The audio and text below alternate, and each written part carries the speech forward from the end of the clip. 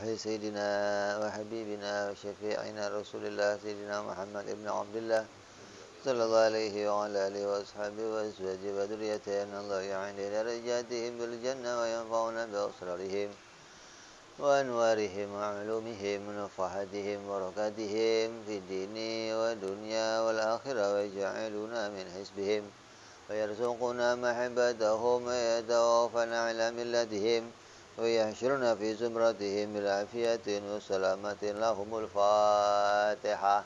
أعوذ بالله من الشيطان الرجيم. بسم الله الرحمن الرحيم. الحمد لله رب العالمين الرحمن الرحيم مالك يوم الدين. إياك نعبد وإياك نستعين اهدنا الصراط المستقيم صراط الذين أنعمت عليهم غير المغضوب عليهم ولا الضالين آمين. بسم الله الرحمن الرحيم. نويت التعلم والتعليم والتذكر والتذكير والنفع والانتفاع والإفادة والاستفادة والحث على التمسك بكتاب الله وسنة رسول الله صلى الله عليه وسلم ودعاء إلى الهدى والدلالة على الخير ابتغاء مرضاته وقربه وثوابه وحسن الخاتمة مع اللطف والعافية وصلاح العاقبة. Bismillahirrahmanirrahim. Alhamdulillahirabbil alamin wa bihi nasta'inu ala umuri dunya waddin. Wassalatu wassalamu ala Rasulillah sayyidina wa habibina wa syafi'ina wa maulana Muhammadin sallallahu alaihi wa ala alihi wa sahbihi ajma'in. Amma ba'du.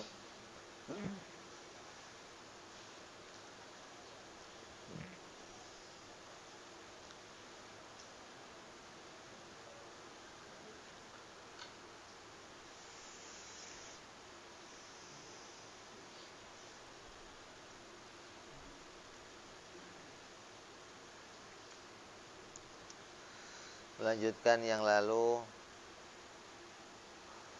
setelah pembukaan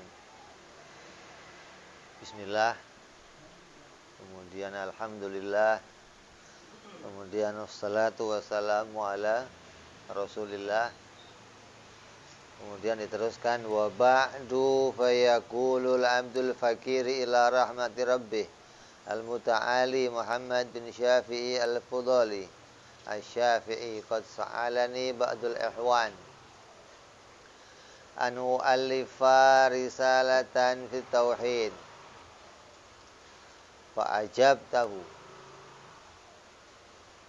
fa'ajabtuhu ila dhalika nahiyan nahwil alama Sya'sanusi fi takriril barahin ghaira anni ataitu bidalili bijani bil madlul wa zadtuhu tawdihan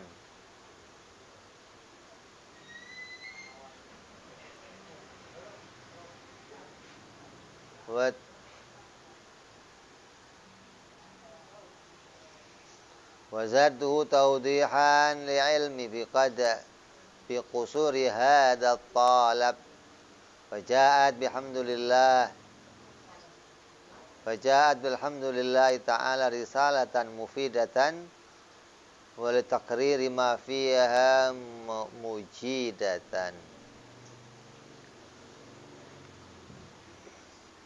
Berkata mu'alliful kitab,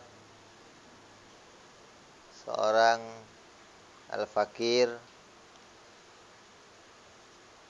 yang butuh kepada rahmatnya Allah, yang senantiasa mengharapkan rahmatnya Allah, yaitu Syekh Muhammad Al-Fudali rahimahullah wa ghafara lahu wa liwalidayh. Beliau mengatakan qad sa'alani, telah meminta kepadaku ba'dul ikhwan, sebagian dari saudara-saudaranya, artinya para ulama pada masa itu meminta kepada Syekh Muhammad Al-Fudhali untuk membuat sebuah risalah tauhid atau sebuah catatan, sebuah tulisan yang memudahkan mereka memahami tentang ilmu tauhid. Yang mana tulisan itu serupa dengan tulisannya Imam Muhammad As-Sanusi, Syekh Muhammad As-Sanusi, yaitu yang mengarang kitab Ummul Barohin yang biasa kita sebut As-Sanusiyah. Tapi beliau mengambil pokok bahasan dari Imam Sanusi, tapi ditambahkan beberapa dalil oleh beliau, ditambahkan beberapa kalimat-kalimat oleh beliau agar memudahkan orang-orang seperti kita untuk bisa memahaminya. Kalau kitab As-Sanusi, kitab yang bahasanya itu untuk orang-orang yang kelasnya sudah menengah ke atas, ibarat orang sekolah itu udah kuliah gitulah. Nah, kalau ini turun dikit bagi orang-orang yang SMA, SMP, yang mulai menginjak punya akal, mulai bisa berpikir, maka dituliskan satu kitab yang lebih mudah dari kitab As-Sanusi, disertai pula dengan dalil-dalilnya agar orang-orang seperti kita mudah memahami kewajiban mengenal sifat-sifat Allah dan sifat-sifat para Rasul alaihi wassalatu wassalam.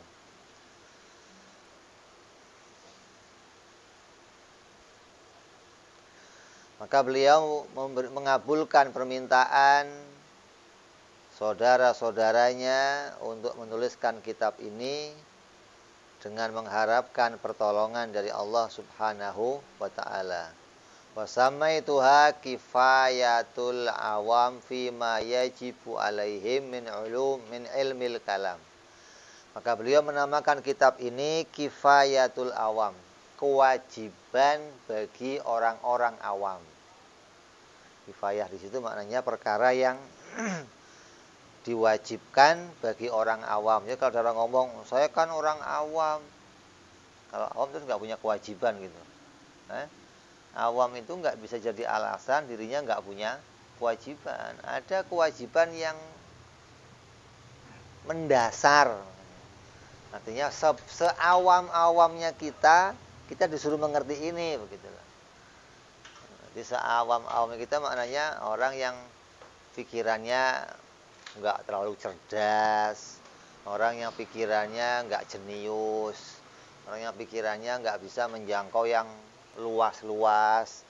Maka ketika pikiran terbatas, tetap kita ini punya kewajiban untuk mengenali sifat-sifat Allah Subhanahu wa ta'ala. Maka beliau mu'alliful kitab Syekh Muhammad Al-Fudhali menuliskan satu kitab namanya Kitab Kifayatul Awam fima yajibu, dari apa-apa yang menjadi kewajiban alaihim, kepada mereka orang-orang awam, min ilmil kalam, dari ilmu kalam. Ilmu kalam itu nama lain dari ilmu tauhid. Artinya nama yang dijadikan julukan untuk ilmu tauhid itu punya banyak nama.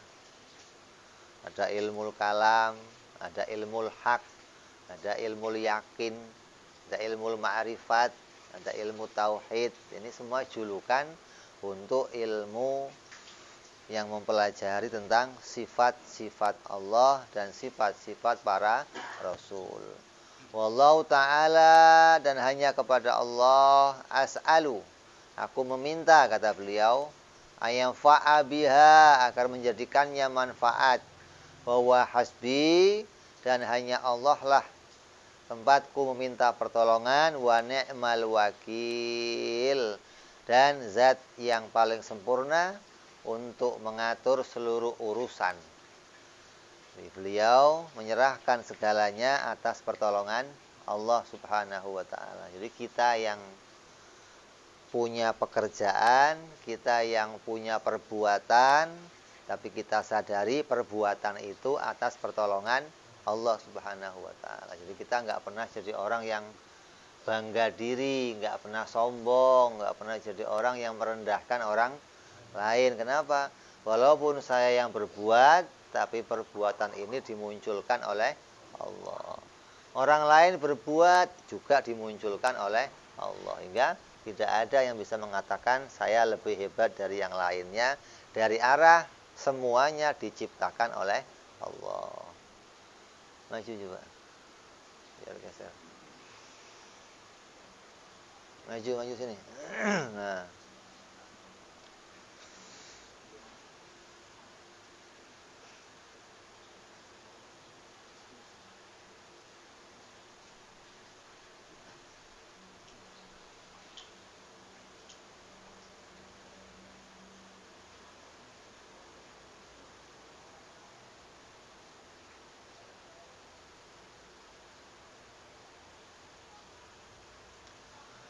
Kemudian beliau memulai kitabnya dengan i'lam, ketahuilah.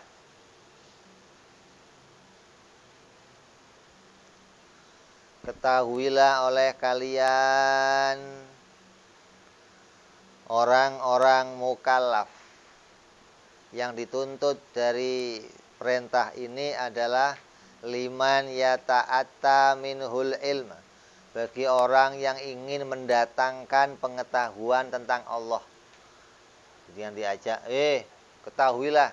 Siapa nih yang disuruh tahu? Orang-orang yang pingin tahu.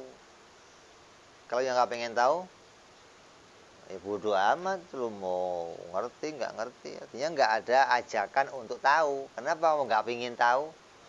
Kan banyak orang yang diajak ngaji tauhid, ogah-ogahan, diajak ngaji tauhid, anggap enteng, anggap nggak punya kepentingan, maka mereka nggak diajak di sini nggak. Yang diajak itu orang-orang yang betul-betul punya hasrat, punya semangat untuk mengenal sifat-sifat Allah. Maka mereka yang diajak. Kalau nggak punya semangat ini, percuma diajak. Kamu mau sampai dobleh ngomong juga, ngomong apa, terus capek ngiler, karena memang dirinya nggak tertarik untuk tahu. Jadi yang diajak untuk tahu ini siapa? Orang-orang yang ingin mendatangkan pengetahuan. Lah pengetahuan itu apa sih? Ilmu itu apa? Ilmu sama dengan ma'rifat. Ilmu ditakrif sesuai dengan ma'rifat. Ilmu itu mengetahui sesuatu cocok sama kenyataan. Mengetahui sesuatu sesuai dengan kenyataannya namanya ilmu. Sama dengan ma'rifat. Orang yang disebut ini orang arif atau orang ma'rifat. Maka apa ma'rifat itu? Ma'rifat juga sama dengan ilmu. Dalam bahasa kata Syekh Zakaria Al-Ansari, dua-duanya itu muradif. Muradif itu sebutannya atau katanya dua, kalimatnya dua, tapi maknanya satu. Jadi mau mengatakan ilmu boleh, mau mengatakan ma'rifat boleh. Tapi ketika disandarkan kepada Allah Subhanahu wa Ta'ala, maka tidak boleh bagi Allah dikatakan ma'rifat. Bagi Allah dikatakannya ilmu. Kenapa? Karena ma'rifat itu mengetahui sesuatu yang cocok sama kenyataan, tapi didahului kebutuhan. Kalau ilmu tidak didahului kebutuhan, maka apabila disandarkan kepada Allah, maka yang layak disebutkan bagi Allah adalah al-ilmu. Maka disebut Allahu alimun. Duna a'rif, bukan dikatakan dengan ma'rifat.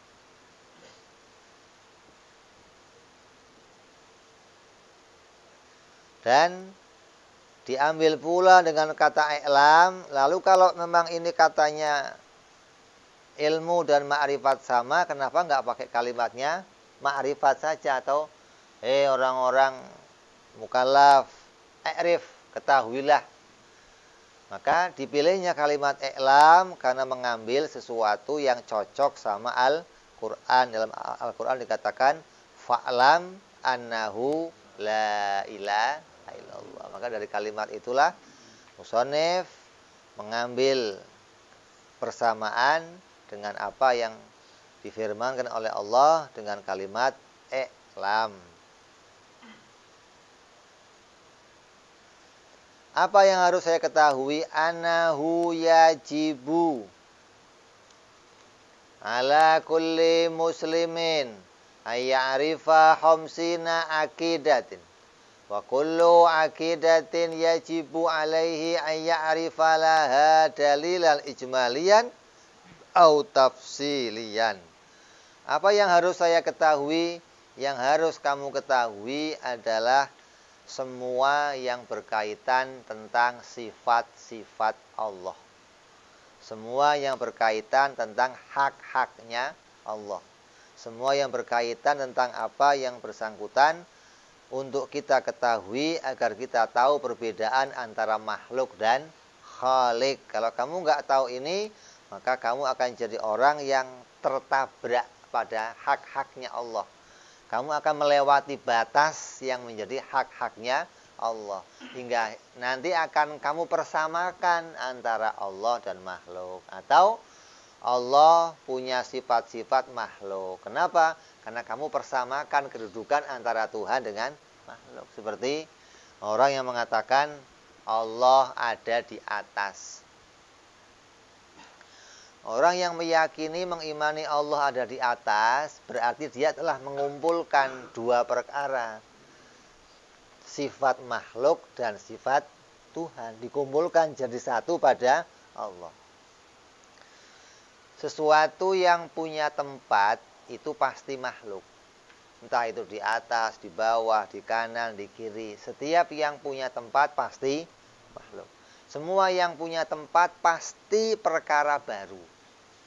Jadi kalau Allah itu di atas, wujudnya Allah baru, sifat ketuhanannya qadim. Berarti kumpul sifat baru dan sifat mungkin enggak? Maka mustahil. Kumpulnya dua sifat yang berlawanan dalam satu wujud itu maka mustahil pula Allah itu ada di atas. Jadi orang yang enggak belajar ini mesti akan ketabrak-tabrak. Akan melewati hak-haknya Allah. Akan melampaui batas-batas yang menjadi hak-haknya Allah. Hingga terkadang sifat makhluk pun disifatkan kepada Allah. Atau sebaliknya, sifatnya Allah disifatkan pada makhluk. Karena dia nggak bisa memilah, nggak bisa membedakan mana hak Allah dan mana haknya makhluk.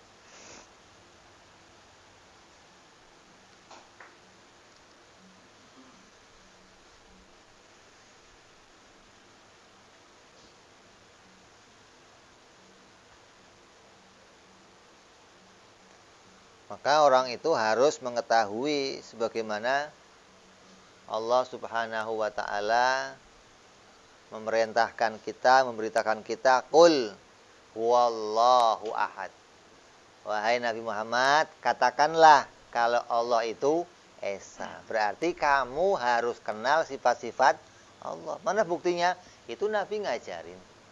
Qul, katakanlah huwallahu ahad. Allah itu esa.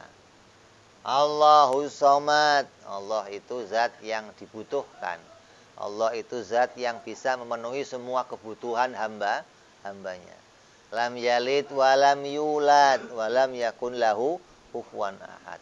Orang yang nggak ngaji tauhid ketika mengartikan ayat itu nanti akan salah. Mengartikan lam yalid walam artinya apa? Tidak beranak dan tidak maka akan sama dengan matahari. Matahari ada berapa? Satu. Dibutuhkan oleh semuanya. Semua butuh matahari. Adanya satu. Tidak punya bapak. Ada bapaknya? Ada. Ada anaknya? Ada. Sama dong berarti. Ahad, somad, lam yalid, Makanya orang yang nggak ngaji tauhid ketika baca surat Al-Ikhlas terus mengartikan lam yalid walam yulad, diartikan tidak beranak dan tidak diperanakkan, maka dia nggak bisa lanjut ke ayat keempat, walam yakun lahu, dan dia tidak serupa dengan segala sesuatu. Kalau artinya seperti yang di atas tadi, maka masih serupa dengan matahari. Maka dia nggak bisa mengatakan Allah nggak ada serupanya, nggak bisa, selalu bertentangan. Biar dia bisa mengatakan walam yakun lahu kufuwan ahad, maka ayat yang ketiga harus diartikan dia bersifat kidam dan dia bersifat bako. Begitu. Lam yalid maknanya kidam, walam yulad maknanya bako. Kalau sudah kidam bako, barulah walam yakun lahu kufuwan ahad. Tidak ada satupun yang sama dengan dia. Selain Allah pasti baru, selain Allah pasti makhluk, selain Allah pasti fana. Maka yang punya sifat kidam, yang punya sifat bako hanya Allah. Hingga cocok. Wah, tidak ada lagi yang punya sifat itu, hanya Allah. Maka yang bisa paham ini yang ngaji. Yang nggak ngaji, oh nggak bakal bisa. Kelas kiai dah kamu tanyain. Coba itu lam yalid walam yulad artinya apa Pak Ustadz? Pasti yang ngerti ini begitu. Nggak akan bisa ketemu makna kidam dan makna bako. Sedangkan kamu harus tahu itu. Kemudian ulama memperselisihkan, yang pertama diwajibkan itu sebenarnya apa?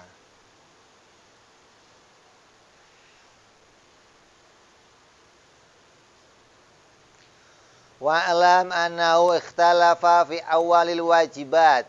Ma huwa fakila huwa ma'rifat, wakila huwa nadhar fil wusul ilaiha, wakila huwa awwalu juz'in min nadhar, wakila huwa al-qasdu ila nadhar, atau tawjih al-qalbu ilaihi biqad'il ala'iqil mani'ah.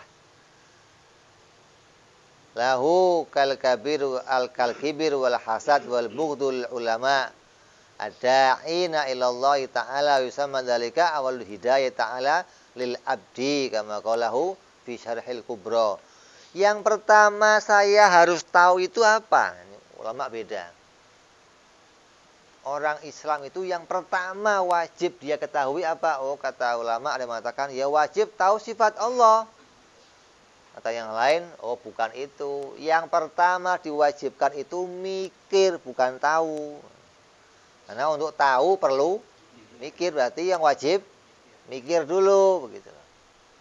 Ada lagi mengatakan, oh bukan mikir, yang pertama itu pingin tahu. Nah, sebelum mikir ini, pingin kenal Allah itu pertama yang diwajibkan. Kalau sudah ada orang kok hatinya pingin kenal Allah, maka dia akan cari jalan. Apa jalannya? Oh, untuk kenal Allah nggak bisa pakai mata. Kalau kenal Allah harus pakai mata, orang buta protes nanti.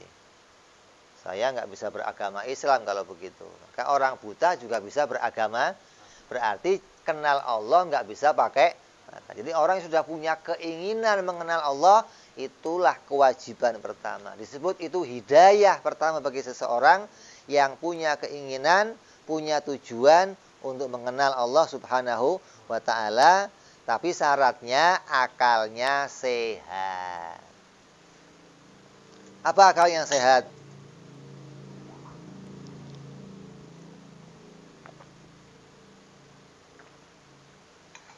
Akal yang sehat itu orang yang akalnya tidak terbolak-balik di dalam menemukan sesuatu. Kalau mengatakan wajib, ya cocok sama yang wajib. Mengatakan mustahil, cocok sama yang mustahil. Mengatakan jaiz, cocok sama yang, maka itu akalnya normal. Tapi kalau yang wajib dikatakan jaiz, nanti yang mustahil dikatakan wajib. Yang mustahil atau yang jaiz dikatakan mustahil. Terbolak balik, maka namanya akalnya akal yang soak. Akal yang soak seperti ini nggak bisa dipakai ukuran untuk mengenal kepada Allah Subhanahu wa ta'ala. Emangnya ada orang yang akalnya begitu? Ada. Namanya Mu'tazilah. hingga dia dikeluarkan dari kelompok Ahlus Sunnah wal Jamaah. Karena memutar-mutar fakta yang harusnya wajib dikatakan jaiz, yang harusnya jaiz dikatakan mustahil. Maka ini orang-orang yang terbolak-balik. Mereka juga orang yang di dalam hatinya punya kesombongan, punya sifat hasud, punya sifat bughud kepada ulama ahli tauhid.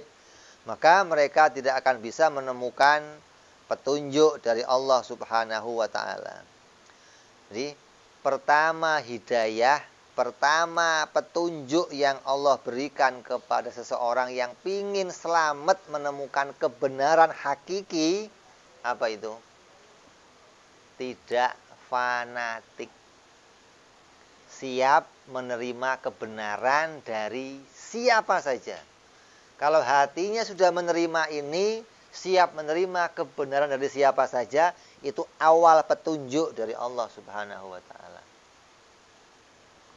Orang Arab ketika datangnya Nabi Shallallahu Alaihi Wasallam mengajak mereka menyembah Allah, apa kata mereka? Muhammad, saya sudah punya agama dari nenek moyang saya. Nenek moyang saya semuanya menyembah patung-patung ini, jadi kamu nggak usah ngajak saya nyembah selain ini.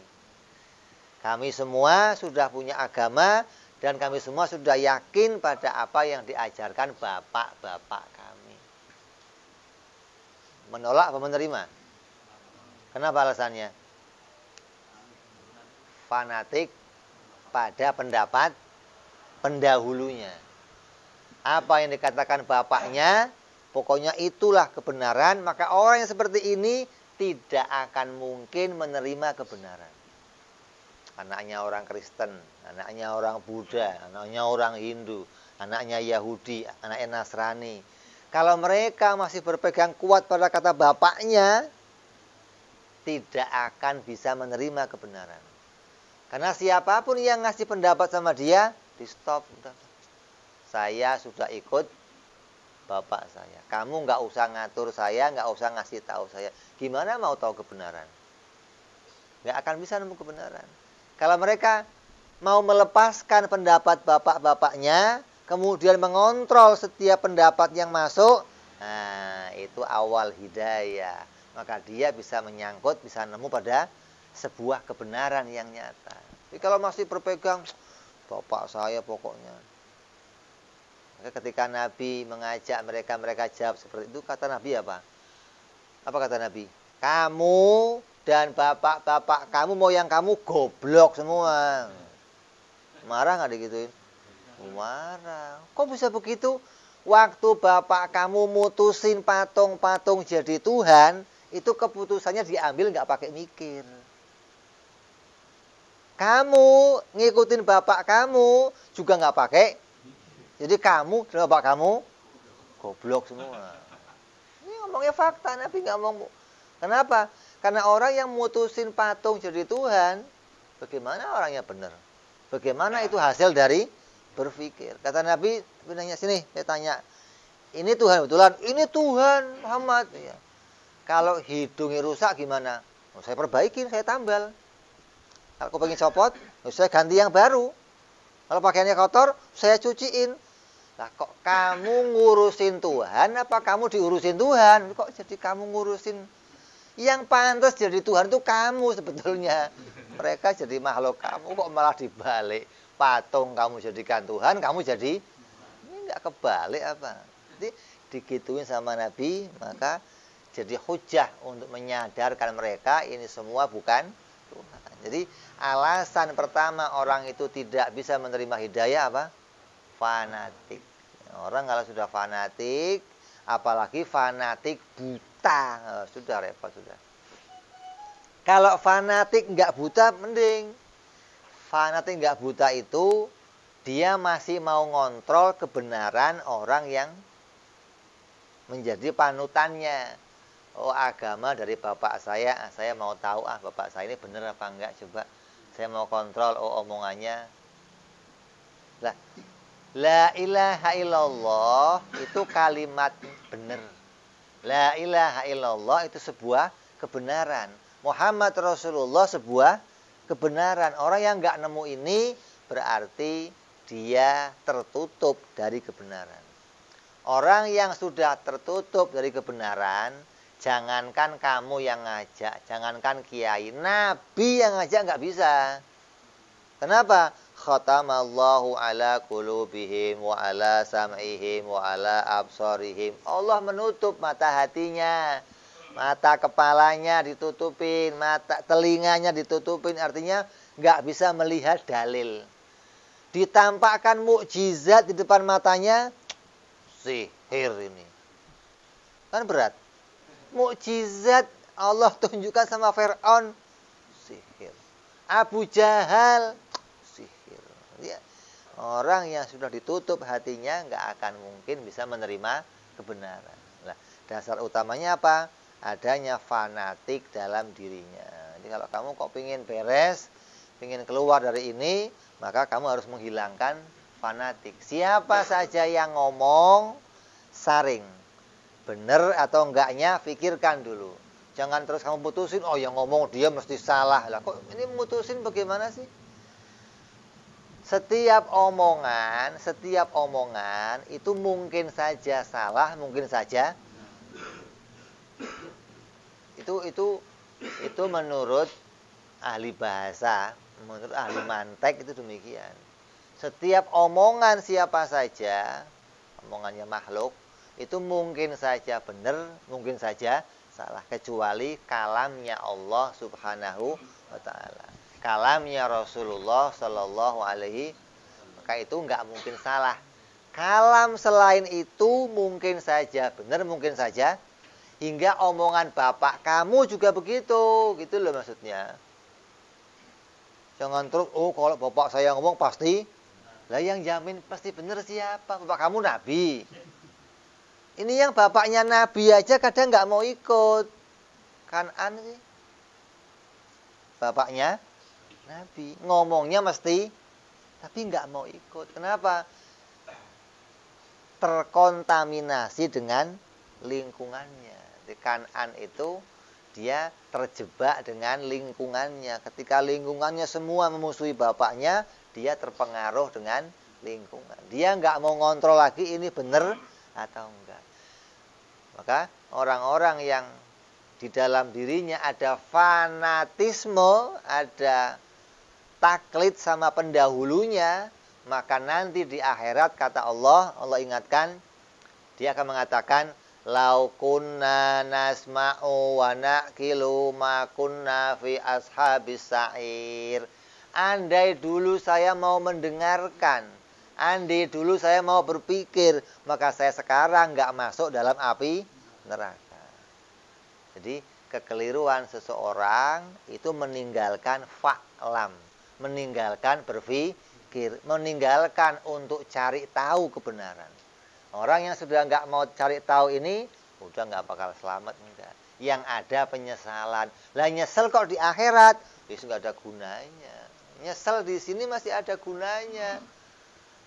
Masih bisa ada perubahan, masih bisa kamu perbaiki. Kalau sudah nyesel di sana, sudah nggak ada gunanya. Jadi fa'lam ini harus kita perhatikan. Kalau kita nggak sampai menjadi orang yang bisa tahu dengan benar, maka kita nggak akan selamat. Ulama memberikan urutan 3. Yang namanya ma'rifat itu isinya 3. Yang pertama mantep, cocok sama kenyataan disertai dalil. Ini isinya ilmu atau ma'rifat itu 3. Mantep, cocok sama disertai. Mantep kayak apa contohnya? Ya punya pegangan yang nggak akan dilepas lagi. Punya pegangan yang nggak mungkin berganti, namanya mantep. Kalau pegangan yang masih mungkin berganti, bukan pegangan namanya. Salah pegang itu. Nah, kalau pegangan yang asli itu nggak mungkin berganti, namanya pegangan. Mantep. Contohnya siapa?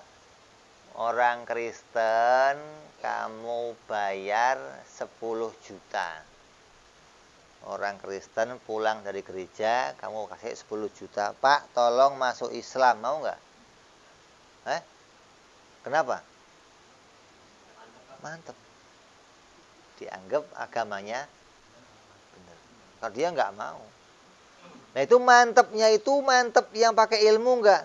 Enggak. Ini mantep yang dasarnya ikut-ikutan pendapatnya orang tua. Maka mantepnya begini banyak. Ikut pendapatnya gurunya, ikut pendapatnya orang tuanya, ikut pendapatnya banyak orang. Yang penting asal ada orang ngomong, dipegang, tanpa dikontrol lagi. Ini mantep yang nggak sesuai dengan kenyataan. Maka dia tersesat. Punya mantep tapi nggak ada gunanya. Mantep tapi nggak bawa manfaat. Ini mantep yang nggak pakai ilmu namanya. Ada lagi mantep seperti mantepnya orang Islam.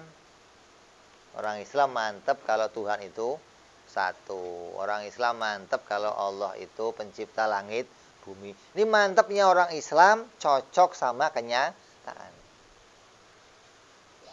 Udah hatinya yakin Allah itu Esa, cocok sama kenyataan memang Tuhan itu pasti Esa. Hanya saja anaknya orang Islam kurang satu. Apa? Nggak punya dalil. Ini yang dituntut pada kita.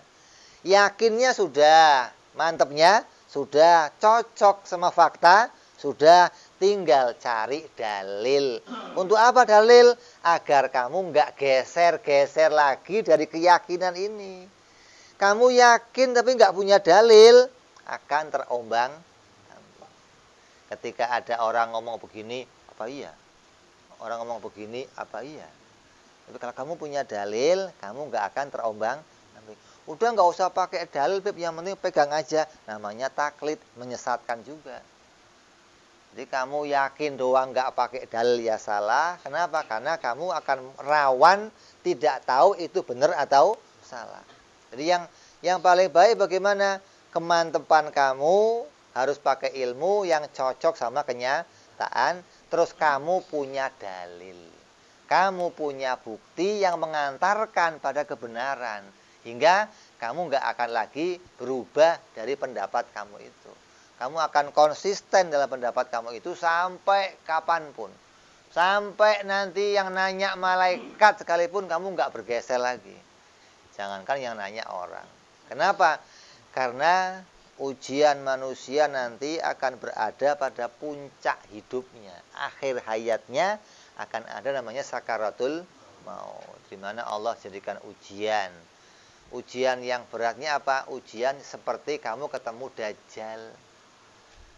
Dia ngaku Tuhan, dia bisa berbuat sesuatu, dia hingga orang yang nggak punya kemantepan yang disertai dalil akan terombang-ambing pikirannya ketika melihat yang seperti itu. Apalagi ini waktu sakaratul maut, Allah jadikan ujian apa? Allah rupakan setan, Allah rupakan iblis, Allah rupakan hamba-hamba Allah yang demikian untuk berubah menjadi orang tua kita. Untuk jadi guru-guru kita. Mereka datang ketika kita sakaratul maut dan mengatakan, "Nak, kalau kamu pengen selamat, katakan Muhammad bukan utusan Allah." Coba. Katakan Isa itu anak Allah. Ini detik-detik terakhir coba. Kalau kamu dari awal beragama sudah ikut pendapatnya bapak kamu, maka pasti pada waktu itu kamu akan kembali ikut pendapatnya bapak kamu.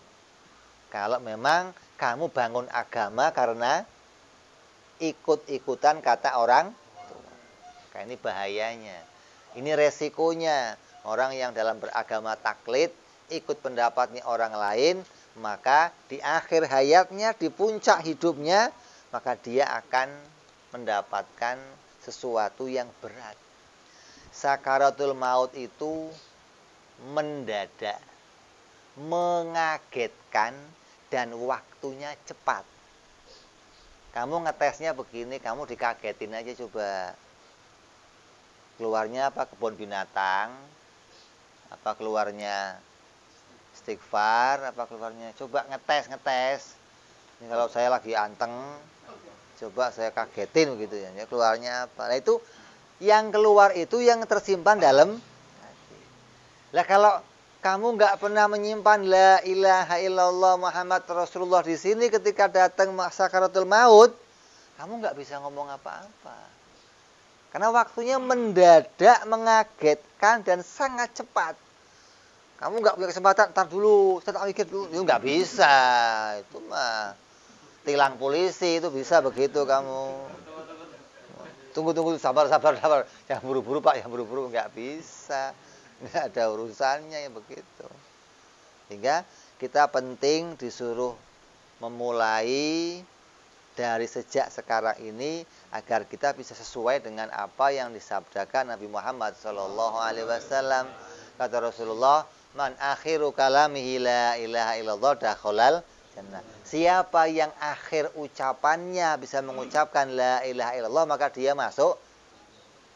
Kalau akhir ucapannya bisa la ilaha illallah, berarti pas mendadak ketemu malaikat Israel bisa ngomong, wah ini hebat, ya surga langsung. Lihat biar bisa begitu bagaimana? Awalnya kamu harus fa'lam annahu la ilaha illallah. Kalau awalnya sudah ngaji, awalnya sudah kamu simpan makna dalam hati kamu, maka ketika dijaga terus, akhirnya bisa muncul la ilaha illallah. Kalau awalnya hati nggak pernah diisi, ya nggak bisa muncul itu, nggak bisa. Sampai kapanpun kamu nggak bisa muncul itu. Contohnya kamu sholat aja lah sholat. Kata Rasul Shallallahu Alaihi Wasallam, tidak diberi pahala seseorang yang sholat kecuali mulutnya dan hatinya dua-duanya menghadap Allah. Mulutnya, ucapannya dan hatinya menghadap Allah. Nah kita kan enggak. Mulutnya kadang Allah. Hatinya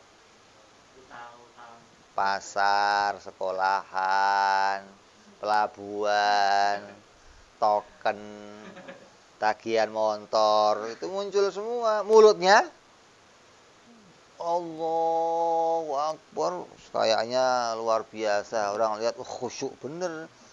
Kalau ada kaca kontrol hati itu, mau ditempel deteksi terus taruh monitor gitu. Wah, sisinya ya Allah. Lah, ketika seperti itu kamu nggak dikasih pahala. Sholat kamu nggak punya pahala. Walaupun kamu nggak urus ganti sholat nggak, dianggap itu sholat yang sah. Tapi nggak ada pahalanya ketika hati kamu dan mulut kamu tidak sinkron, nggak dua-duanya menghadap Allah. Lah, agar hati bisa menghadap Allah bagaimana? Ya ini ya susah, ya harus kamu latih. Bagaimana hati itu bisa connect terus dengan mulut agar sesuai, sejalan gitu loh.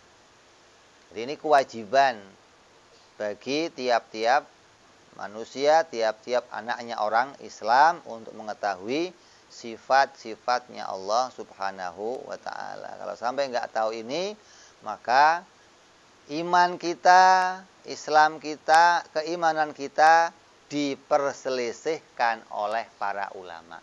Siapa yang imannya kepada Allah itu ikut-ikutan orang tuanya, maka imannya diperselisihkan. Sebagian mengatakan sah, sebagian ngomong nggak sah. Nah kamu punya keadaan yang keadaan kamu diperselisihkan, keadaan yang nggak enak. Artinya keadaan yang kamu nggak punya jaminan kalau kamu itu sah diterima, kan berat. Nah, yang paling enak kalau kamu dijamin ini sah, ini diterima pasti. Lah ulama sepakat bagaimana? Orang yang imannya disertai dalil, mikir, maka ulama semua sepakat imannya sah. Lebih baik milih yang ini. Kenapa? Iman kita nggak diperselisihkan oleh ulama. Cari yang gampang, udahlah kamu yang mikir Pak Ustadz, saya yang ikut aja lah saya sama kamu. Ya kamu nggak bisa begitu. Kenapa? Dia yang selamat, kamu nggak selamat. Nanti waktu dikubur, waktu pertanyaan malaikat, nggak bisa bareng-bareng, nggak bisa, masing-masing. Kamu yang jadi gurunya kadang belum mati, muridnya udah mati, nggak, nanti Pak nunggu guru saya aja lah jawab, ya nggak bisa, bagaimana? Ini harus kita ketahui.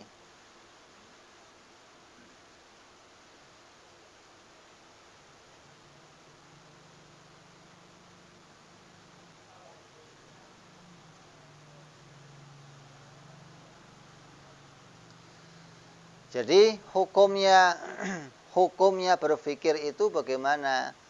Oh, ulama berbeda-beda pendapat tentang masalah kewajiban berpikir. Kalau kita punya akal sehat, punya kesempatan, maka berpikirnya itu hukumnya wajib. Siapa yang akalnya sehat, dia punya kesempatan, dia bisa mencari dalil, tapi dia nggak mau cari dalil, maka kata sekelompok ulama, Imam Asy'ari, Imam As-Sanusi, Imam Haramain, Imam Ar-Razi, maka hukumnya kafir. Punya akal, punya kesempatan, punya kemampuan, tapi nggak mau cari dalil, hukumnya kafir menurut sebagian ulama. Kata sebagian lagi, dosa. Jadi nggak ada yang mengatakan boleh, nggak ada ini. Mikir itu hukumnya wajib. Ada yang wajibnya sampai wajib furu, ada yang wajibnya wajib usul. Wajib usul itu wajib yang nggak bisa ditinggal. Kalau kamu tinggalkan, maka kamu kafir. Ada wajib furu yang kalau kamu tinggalkan hukumnya dosa. Jadi mikir itu kewajiban. Makanya dikatakan di sini orang awam wajib tahu ini. Seawam-awamnya orang wajib tahu ini. Ketika para ulama ahli akli, Imam Asy'ari dan yang lainnya membuat sebuah keputusan, pokoknya kalau orang mau iman kepada Allah agar dia sah, caranya bagaimana? Caranya ngerti dalil. Apa dalilnya? Dalilnya ngerti ilmu tauhid yang tersusun. Kayak apa contohnya? Al-alam mutaghayyirun. Alam ini berubah. Tiap-tiap yang berubah baru. Tiap-tiap yang baru butuh diciptakan. Maka alam ini jadi bukti ada yang menciptakan. Kalau nggak pakai dalil ini, maka nggak sah. Wah, ulama ribut. Wah, itu nggak semua orang bisa seperti itu. Sekarang kita cek lah. Kita ke gunung aja, kita cari orang yang badui, yang di pojok, yang nggak pernah ngaji. Coba tanya nanti apa keputusannya. Udah semua rombongan nih. Mau ngecek pikirannya orang itu sebatas mana kemampuannya. Maka dicari orang yang nggak pernah ngaji, yang bodoh, yang hidupnya di pelosok, ditanya. Kamu iman sama Tuhan? Iman. Apa buktinya? Marah dia. Ente ini kok meragukan saya iman sama Allah? Saya mau tanya buktinya. Kalau ada sapi pasti ada telepong. Gitu aja kok nggak bisa, goblok kamu. Ini ulamanya digoblok-goblokin coba. Berarti orang di gunung, di pojok yang nggak pernah ngaji pun pasti tahu kalau dirinya pasti tahu kalau alam ini jadi dalil ada pencipta. Itu akal manusia begitu. Jadi kalau akalnya normal, dia tinggal di mana saja, sebodoh apapun, dia akan nemu dirinya diciptakan. Pernah kamu tanya sama orang nggak, saya ini makhluk bukan? Pernah tanya nggak? Pernah? Atau ada orang lain tanya sama kamu, mas saya makhluk bukan mas? Pernah nggak? Karena semua manusia berakal mengakui dirinya. Tandanya semua orang berpikir. Nah, tinggal berpikirnya kamu dituntun oleh para ulama agar sepikiran dengan Rasul, agar sepikiran dengan para sahabat, agar sepikiran dengan para ulama.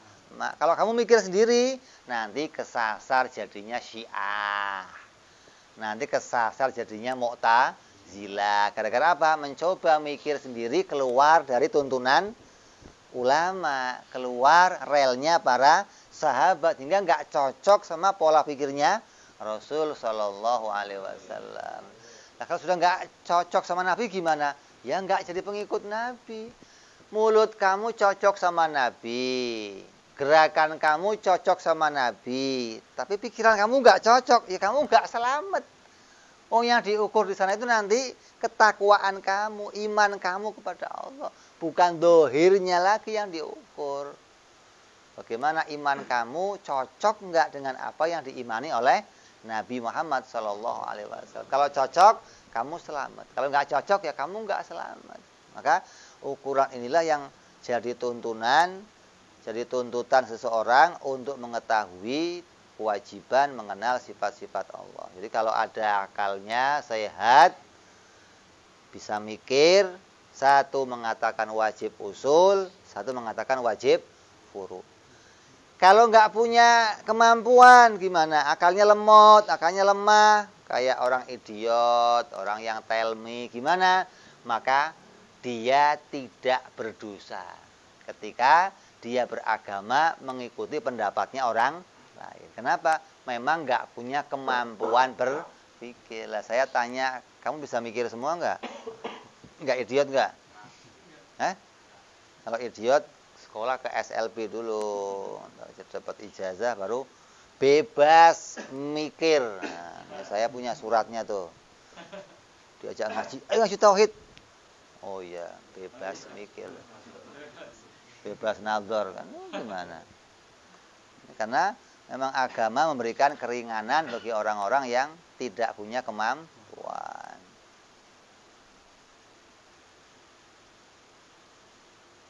Lah kalau orang Mu'tazilah lebih parah lagi. Orang Mu'tazilah mengatakan ngaji tauhid sifat 20 itu bid'ah. Sifat Allah, Allah itu nggak punya sifat. Lah ngapain kamu ngaji sifatnya Allah? Wong Allah itu nggak punya. Lah kok bisa? Mereka mengatakan Allah itu esa. Kalau Allah itu esa, maka Allah tidak tersusun keadaannya. Kalau kita kan keadaannya tersusun dari zat dan sifat. Ini papan ini putih. Putih itu papan bukan?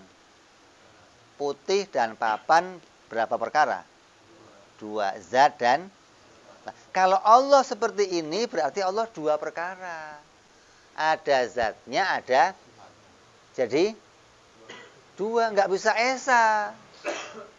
Terus biar esa bagaimana? Buang sifatnya.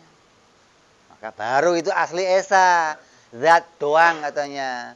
Nggak pakai sifat. Kalau ada sifatnya, maka dia nggak bisa esa.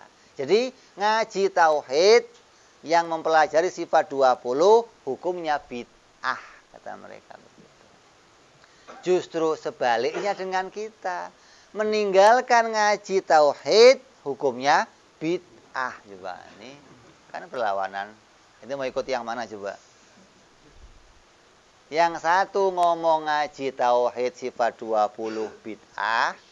Kita ahli sunnah yang meninggalkannya bid'ah. Aslinya bid'ah yang Nabi khawatir ya ini. Apa kata Nabi? Alaikum bil muhdasil umur bi muhdasatil umur. Wa kullu muhdasatil umur bid'atun. Wa kullu bid'atin dolalatun. Kata Nabi, hati-hati sama perkara baru. Apa itu perkara baru? Perkara baru itu bid'ah. Kalau bid'ah pasti masuk neraka. Lah perkara baru yang Nabi khawatir ya ini orang yang meninggalkan ngaji tauhid hingga mensifati Allah dengan sifat-sifat yang salah. Mensifati haknya Allah dengan keadaan yang salah. Ini yang dikhawatirkan Nabi. Malah dibalik ngaji tauhid bid'ah. Jadi kamu hati-hati kalau ada orang ngomong enggak boleh ngaji sifat 20. Nah, pasti Mu'tazilah. Pasti Wahabi, udah begitu aja. Kenapa? Mereka menolak Allah dikatakan punya sifat. Lah kalau sekarang begitu, kalau Allah nggak punya sifat, berarti Allah cuman, lah kamu taunya itu zatnya Tuhan dari mana? Terus yang namanya sifat itu dibuktikan dengan adanya kerja. Menciptakan alam ini adalah kerjanya Allah. Menciptakan, meniadakan, ini kerjanya Allah. Lah kalau sifatnya nggak ada, terus yang kerja menciptakan siapa? Zatnya. Kalau zatnya yang kerja menciptakan, berarti ada Allah, ada kerja. Alam ini jadi kodim. Alam ini senantiasa bergandengan sama, ini kekeliruan besar. Artinya Allah nggak punya pilihan, nggak punya sifat memilih menciptakan alam. Maka pendapat ini bukan pendapatnya Ahlussunnah wal Jamaah. Jadi orang yang mengatakan Allah itu esa, dan esanya Allah hanya dengan zatnya tanpa dengan sifatnya, maka dia adalah orang yang ala iklul mani'ah, akalnya terhalang, akalnya terputus dari berpikir secara benar. Digambarkan begini, ada orang punya peci, pecinya kekecilan. Kalau pecinya kekecilan, tuker nomor yang lebih gede, itu orang normal namanya. Ada orang punya peci kekecilan, kepalanya disesret. Biar itu waras nggak kira-kira? Normal nggak gitu? Orang yang normal, pecinya yang ditukar. Allah itu zat dan sifat. Nanti sama dengan makhluk. Oh, jangan dibuang sifatnya. Tinggal diketahui zatnya Allah beda dengan zatnya makhluk. Sifatnya Allah beda dengan, nah selesai. Bukan malah dibuang. Ini hati-hati dengan pemikiran orang-orang Mu'tazilah yang sampai-sampai mengatakan ngaji tauhid hukumnya bid'ah. Belajar sifat 20 hukumnya bid'ah. Maka ini nggak boleh kita ikuti.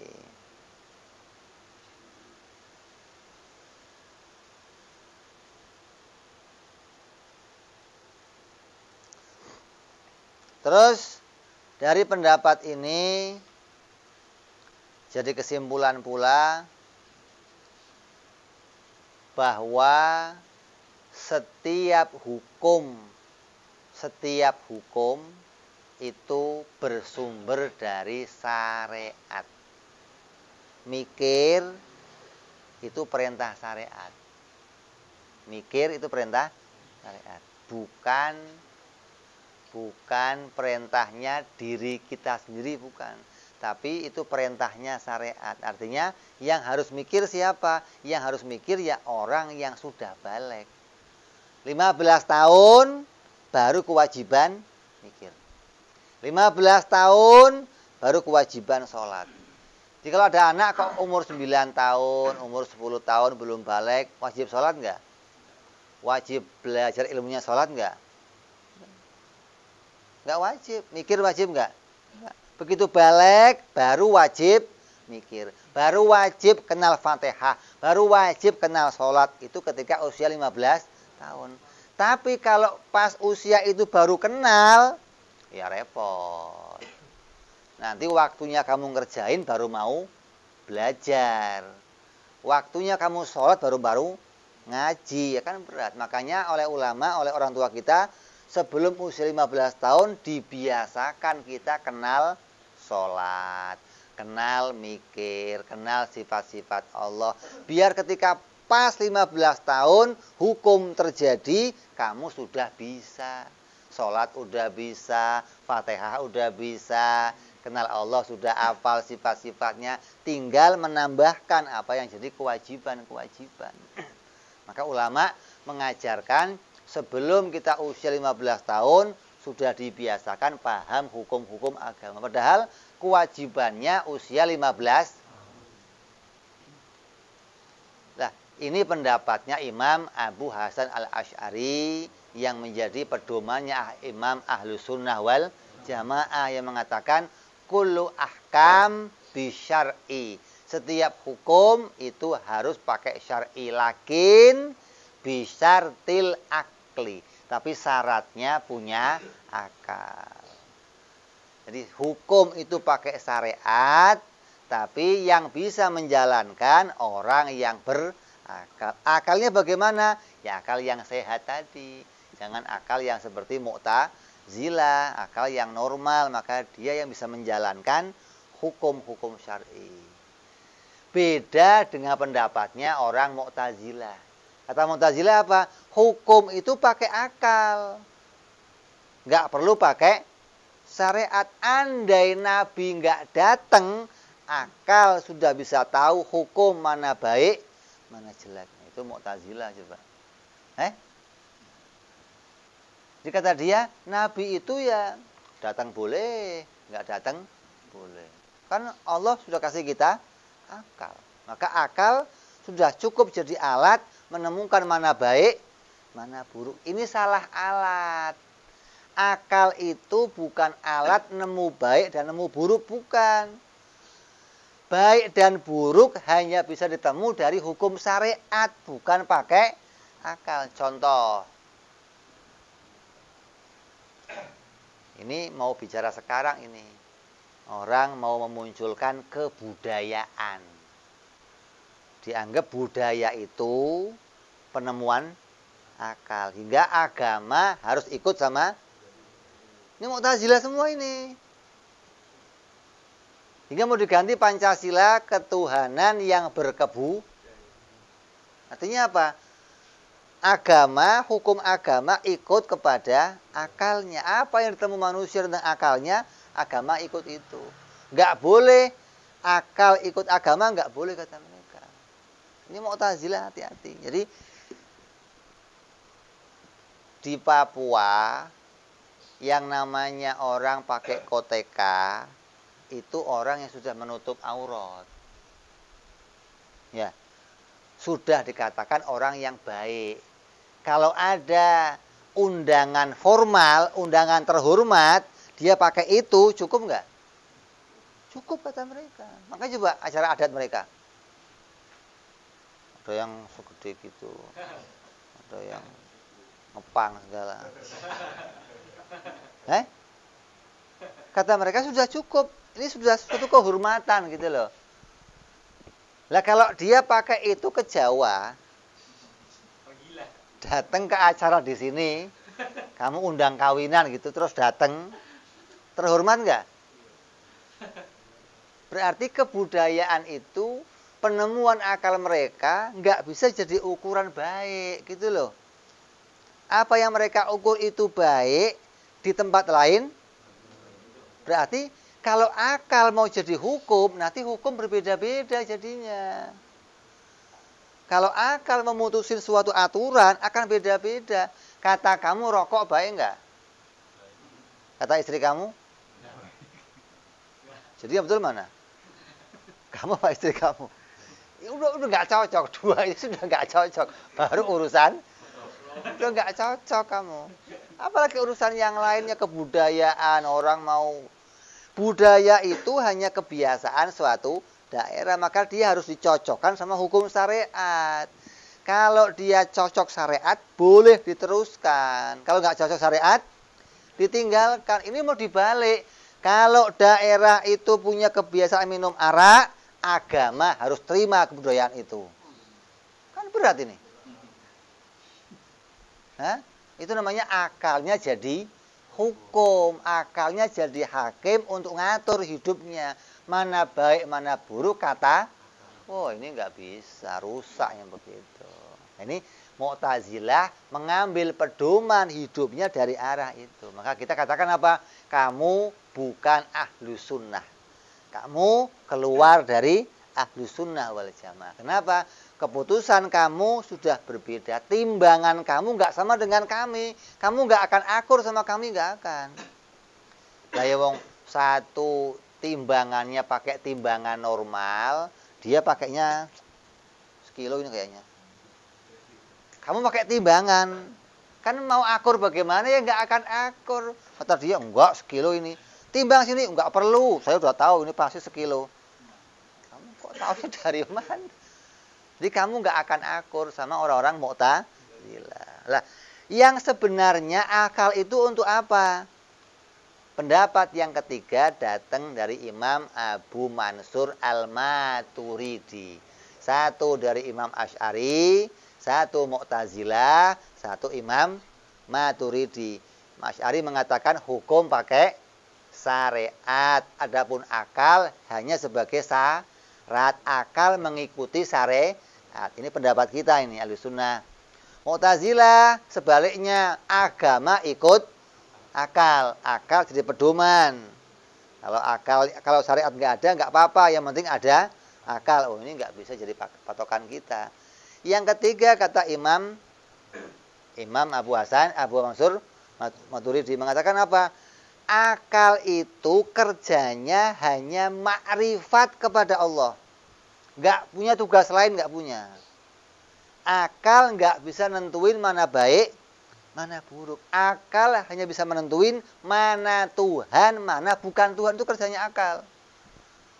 Jadi kalau kamu kok punya akal sehat, mesti kamu tahu mana yang Tuhan, mana yang bukan Tuhan. Yang lain bukan kerjanya akal. Jadi Allah menciptakan akal itu khusus alat untuk mendeteksi Tuhan. Andai nggak ada syariat, akal mendeteksi Tuhan doang. Nggak nemu mana baik, mana buruk, nggak nemu, gitu loh.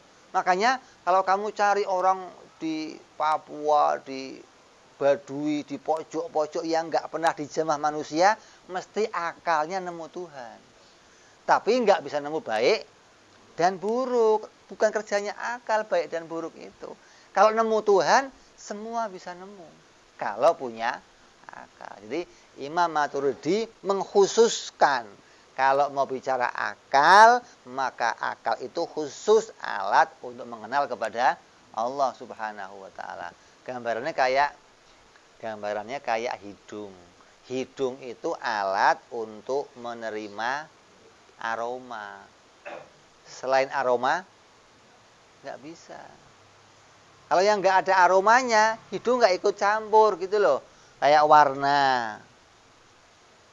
Kamu cium bisa? Ini warnanya apa? Gitu? Ya nggak bisa. Kenapa? Bukan ukurannya, bukan alatnya. Nah, akal itu tadi satu-satunya alat untuk mendeteksi Tuhan. Kita diberi oleh Allah indera. Ada mata, ada hidung,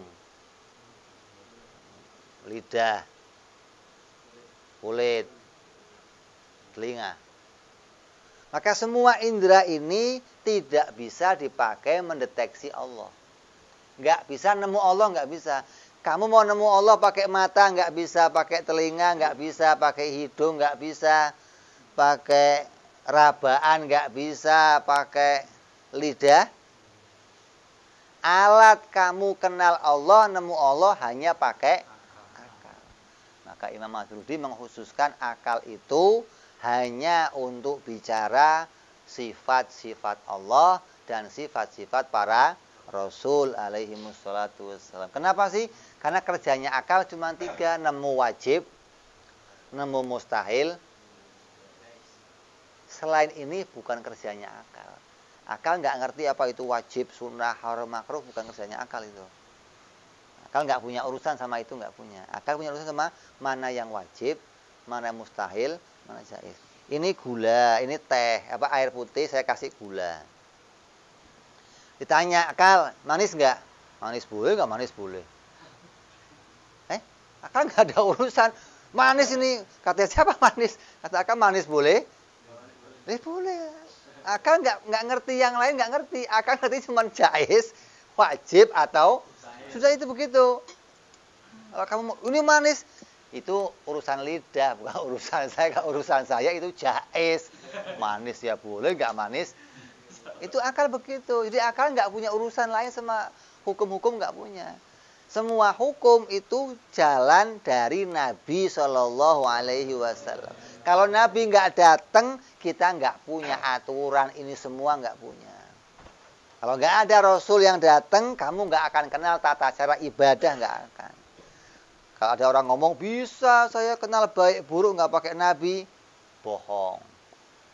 Maka itu ucapan yang muncul dari hawa nafsunya. Dia nggak punya timbangan ketika ngomong itu, nggak punya timbangan. Ngomongnya ngawur yang begitu. Ngomongnya nggak punya pondasi hukum yang begitu. Jadi hukum harus pakai syariat. Adapun akal hanya sebagai syarat. Kalau kamu mau menjalankan syariat harus punya akal. Akal bukan yang menentukan syariat. Akal hanya menggandeng. Akal hanya menyaksikan. Akal hanya mengikuti apa yang diputuskan oleh syariat. Kalau syariat mengatakan sholat wajib, akal siap. Syariat mengatakan berpikir wajib, akal siap. Mengatakan haji wajib, akal siap. Akal hanya menerima apapun yang jadi hukum syariat. Jadi akal nggak boleh mendahului syariat, nggak boleh.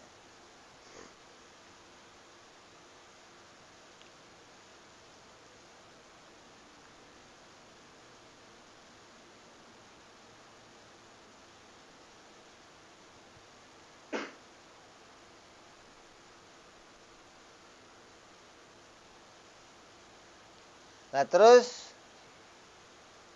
kalau memang hukum itu pakai syariat, lah syariat ini harus disebarkan. Kalau nggak disebarkan, orang nggak akan nemu ini. Orang yang di pojok-pojok sana yang belum ketemu sama syariat, hukumnya apa? Hukumnya fatrah. Bebas.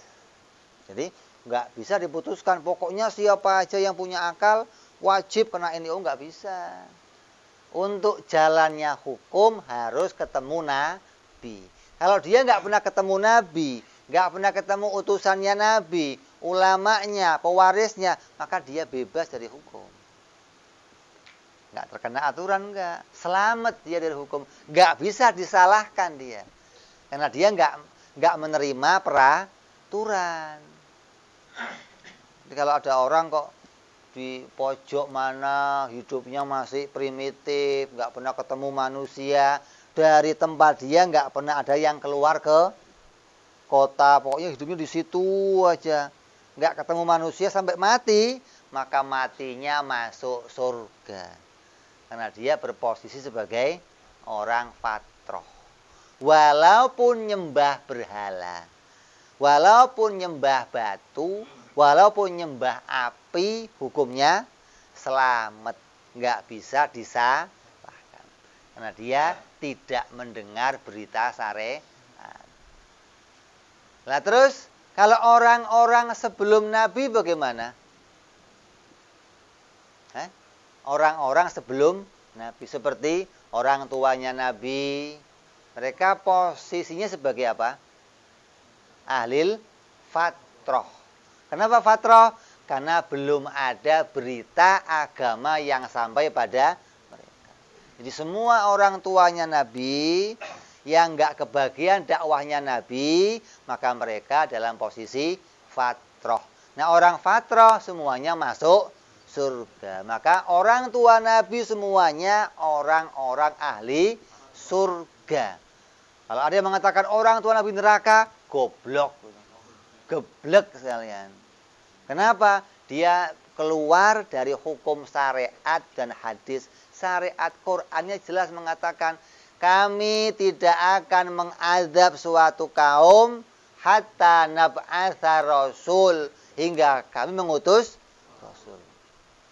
Nah, rasul ini bisa langsung nabinya, bisa ulamanya, bisa kiai, bisa siapa aja yang bawa aturan menyampaikan kepada dia, maka ketika sampai itu dia sudah lepas dari fatrah.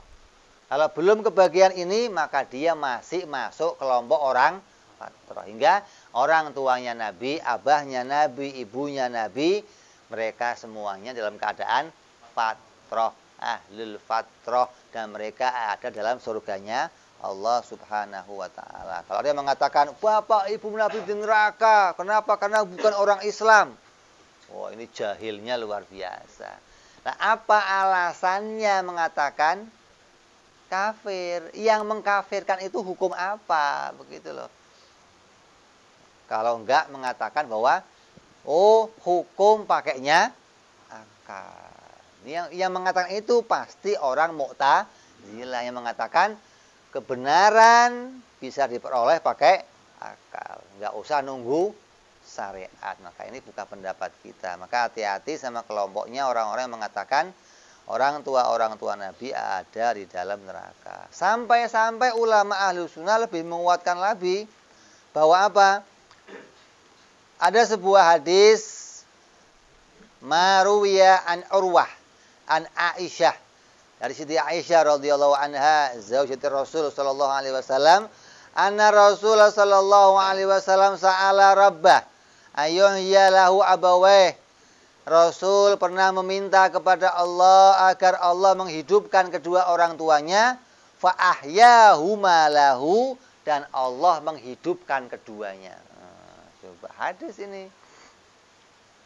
Fa amana bihi, dan keduanya iman kepada Rasul.